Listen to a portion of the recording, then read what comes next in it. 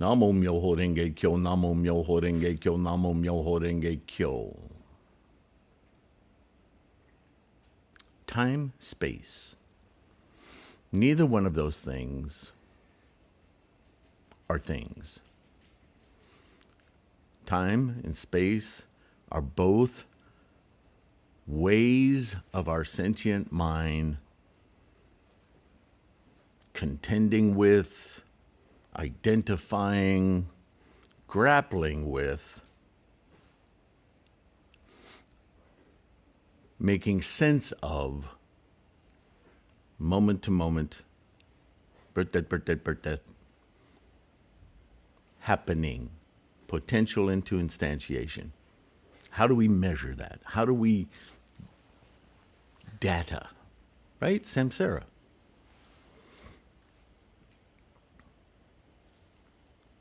If you look at the definitions in this book on time, moment, second, how long is a second, you'll find that at some point everything breaks down to we just decided. We use certain points of reference that we experience, and we started doing math. It's difficult to apprehend in the mind, but the mind is what's creating it. Why do I bring this up? Today's subject is rebirth. And I know the word birth, perhaps we could opt to change that word. Instead of saying rebirth, we can say reinstantiation, and that would be far closer, more peculiarly distinctive of what's actually going on. Because birth, as a word, it has this whole human consciousness, living, breathing, extant, right? And if there's one thing that's caused more confusion in the history of man, long before Buddhism, it's this incessant need to make things reflect back ourselves, right? The process of identification. All this stuff. I am my stuff. I am my job. I am ... Fill in the blanks. And ipso facto, that is me. So we give things consciousness. It's a bad habit I picked up from my father. He used to argue with his tools or what he was working on. Right? That can't be a singular experience. I've seen that in varying degrees all over the world, any culture. That's what our samsaric mind does.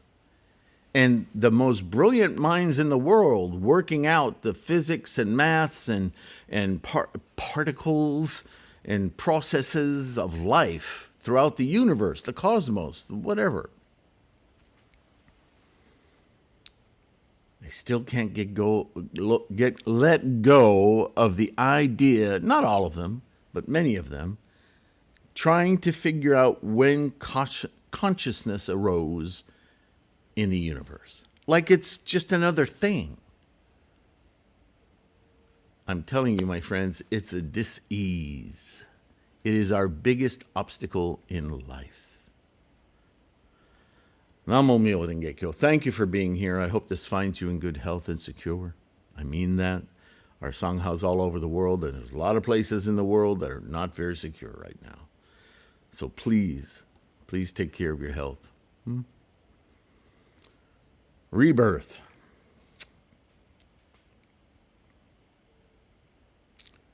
To be clear, the mind emerges from this incredibly complex apparatus that is every dust particle of the universe and photon, all the energy that is expressing itself moment to moment in the universe, all the way up to the systems of the human body, the brain, that phenomenal database warehouse of facts and factoids.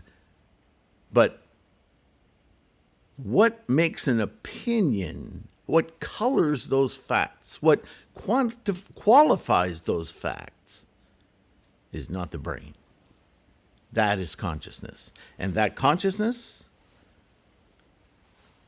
emerges, appears, when this incredible apparatus comes into being.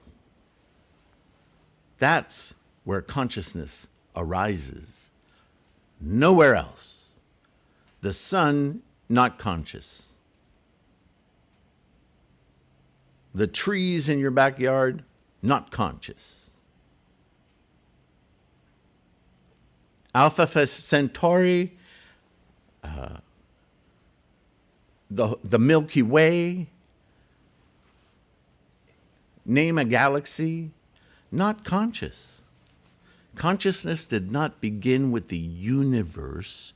It emerged from this evolved apparatus for it to read the skandhas.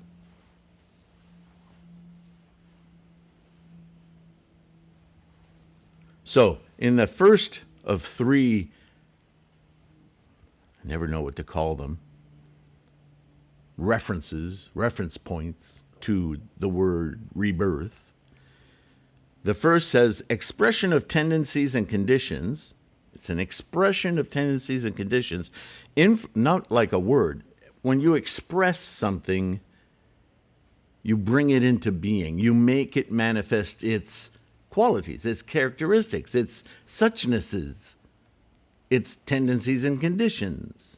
An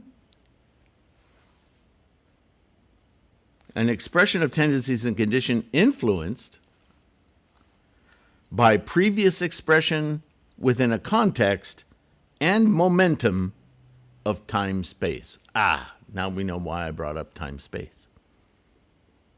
Time-space being our mental apparatus for identification, right? Measurement, qualification, experience of this process that's happening moment to moment to moment. What process? The process of manifesting, instantiating from potential. Potential now instantiating in a stream, inheriting from the previous instantiation, albeit through 3,000 realms in a single thought moment, influenced by energies of tendencies and conditions, of which one dissolves as another instantiates. Instantiates dissolution. Instantiates dissolution. Birth, death, birth, death, birth, death. Moment, moment, moment, moment, moment. All these terms are in the book. Once again, we're confronted as to how all of these terms weave together, all trying to identify the same process, the engine of life. Myoho Renge Kyo. Second, momentum of formations. See karma. See quantum fluctuations. The momentum is the karma. A formation that arises, abides, and dissolves, leading to the next formation from that momentum of energy that's simply instantiating tendencies and conditions, albeit influenced in every instantiation by 3,000 realms. I'll say it backwards, sideways, up, down. If I say it enough ways, this at some point you're going to go, I get it. But Mars doesn't get it. Only you in your sentient mind can get it. That's where Renge happens. Remember Nichiren? Never seek this enlightenment point, this Gohonzon, outside your flesh and blood body. It's from the mind that emerges of your apparatus, your body, your brain, your heart, everything that supports this emergent sentience, which itself is not a thing, it's an experience. This is what Buddhism is about, the experience.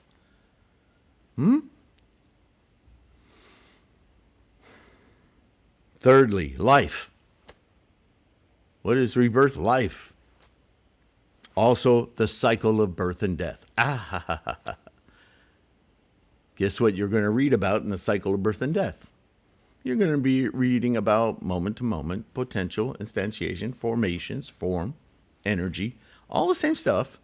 This singular process.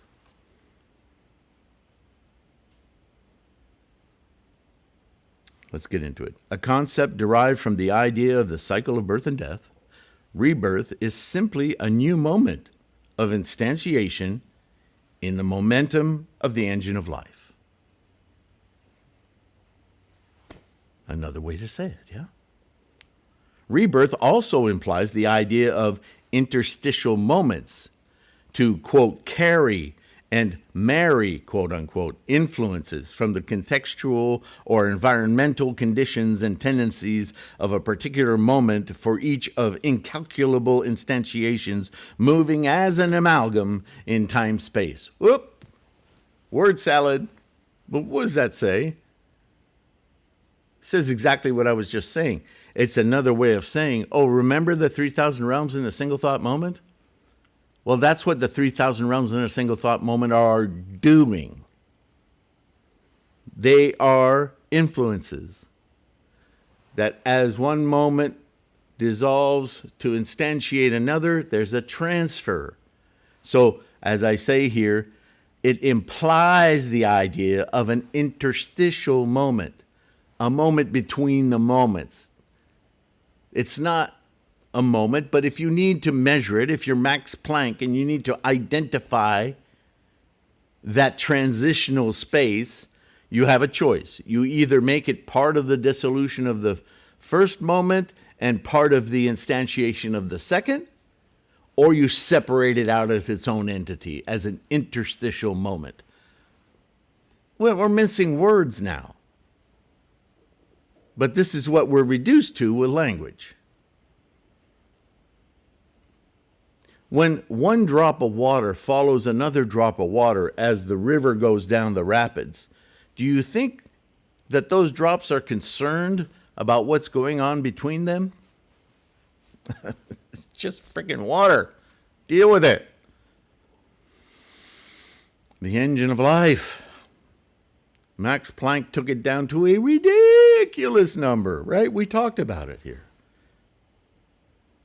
43 zeros, dot 43 zeros, and then a number, like it has any significance. It's so freaking tiny. You can't even imagine how small that is. Kind of like you can't imagine how long a kalpa is, or how many world systems you have to granulate in order to get to the end of time. Science has more and more in the last 100 years certainly come up with terms that are vying to compete with the wonderful explorations of time and space of Buddhism. It ceases to be relevant what the number actually is, and more just sit back and be awestruck at this insane mechanism that is life. Really. But there it is. If you want words, there they are. In other words, I'm a real comedian. In other words, though, we are aware that we can and are influenced by the weather, an external factor, for instance. It is also true for every single particle of our body that those individual influences and conditions are acting upon our state of being, right? Do you walk or run the same way if you're in the rain, if you have an umbrella, if you don't, if you're naked, if you're clothed, if it's windy?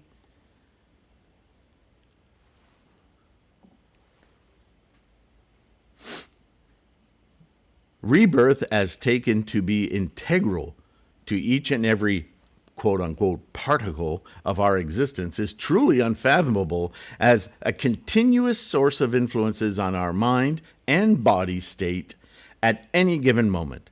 This continuous process of moment to moment instantiation is the fundamental understanding of impermanence and the concept of, quote, emptiness, unquote, of any permanent state. Because everything's constantly instantiating, one moment into the next. There is no moment that one can set on a table and go, look at that.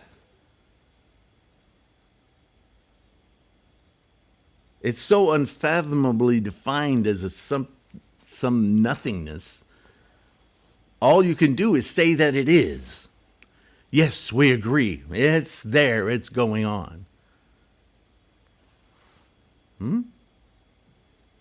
Against this insight, many traditions spawned from the influence of Hindu religions, as pertains to Buddhism anyway, regarding reincarnation, have made their way into schools claiming to be representatives of Buddhism, but are deeply flawed and corrosive to the correct teachings of Shakyamuni Buddha. Let me once again set that record straight. This aberration has equated the concept of rebirth with reincarnation. See the word death in this book. Buddhism is about experience, the maximal potential of this life, moment to moment. The life you have now manifests in each moment anew. That's what Buddhism's about. Buddhism understands that this life is a precious and impermanent experience in each moment that ends utterly as the mind ceases. Because where does consciousness exist, my friends? In the mind. There's no particle of consciousness. So what in the hell goes on after you die? Nothing. Consciousness is over. Mind done. Extinct is the word we use. It's pretty simple. And Shakyamuni worked hard to describe this truth with impermanence, with emptiness, with non-self, with so many terms. And yet, humans are a stubborn bunch. They want to mysticize it. They want to project their consciousness into anything.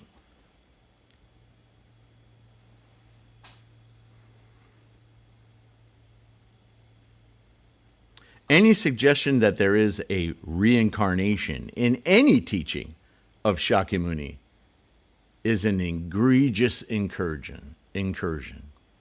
Somebody's force-feeding that in there because it ain't Shakyamuni, nor any of the scholars that keep Buddhism pure. Although translators will have you presuppose that maybe Nichiren's talking about it. That's the translator's fault, not Nichiren's. Nichiren knew. Central to the analysis of Buddhist conceptualization of the process of life is the constant renewal of life in momentum from moment to moment. This process identifies the opportunity for change, for influence, as well as decay, birth, and extinction. Please also see The Engine of Life and Quantum Fluctuations for more on this. So, this is an old term, and we see it misused constantly, but that's why I put it in the book. I don't want to spend days and days talking about it. It's an offshoot of the idea of the cycle of birth-death that's talked about constantly throughout Buddhism. But this is this weird little play on words, a rebirth, yeah. Don't get fooled, okay? If I didn't explain it well enough, certainly with the other terms in this book, it should become quite apparent. But if not, please say something in the comments that I can address. I'll try to be civil. I'm in a mood today. Next term, samsara, which we talk about all the time, but we'll see what I put in the book here and see if it makes any sense. In the meantime, as I always say, be kind to yourself. Take care of your health. Please do your best to be secure. Take care of your friends, your loved ones. Namo myoho renge kyo. Keep your practice strong. That's the most powerful thing you can do. And help your friends, your other like-minded practitioners, help them stick to it too. Encourage them. It'll encourage you. Absolutely. Lots of free info on threefoldlotus.com, as you hear me say all the time. Avail yourself to that, not only for yourself, but to help you speak with others. Share the video if you know somebody. Man, he needs to hear this. She was saying this the other day. She might really enjoy this. Great, do that. Always start by chanting. That's the beginning and end of everything, right? That's the essential practice. We've talked about that recently. And I will let you go. And I promise to see you in the next video. And we'll talk about samsara, a little known foreign little subject. All right. Yep. Computer's angry with me. Go back to bed. Bye for now.